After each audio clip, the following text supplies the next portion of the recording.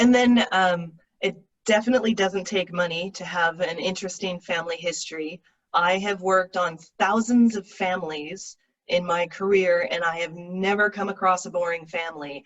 Everybody has interesting stories. Sometimes it takes an outsider to, whether it's a in-law who can, get past some of the veneers that we put up, or a historian to get to some of the stories that people haven't heard about.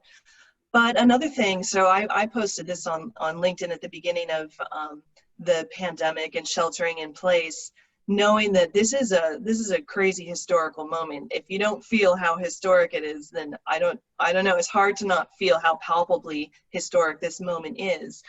And a lot of people were looking for stories about, how did my family get through the pandemic of the Spanish influenza of 1918?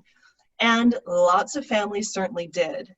50 million people died in 1918, but lots of families didn't. You can look to the past and find so many different stories about how your family is resilient, has been resilient in the face of any number of changes. It could be super duper personal. It could be a sudden death in the family. It could be tragic like that. It could be like, how did we get through the Depression? How did we get through World War II? What was it like to live through the 1960s with the civil rights and Black Power and women's liberation and the Chicano movement and so much social upheaval at the time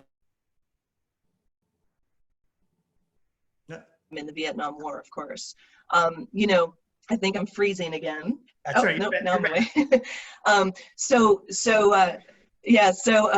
So there are just so many different things, and they don't have to be hard things too. It could be like, how did your family celebrate in the past? What traditions, what recipes have you passed down over the generations?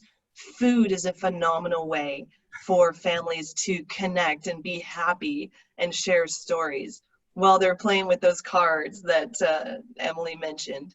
The cards, they came out of they're 20 cards.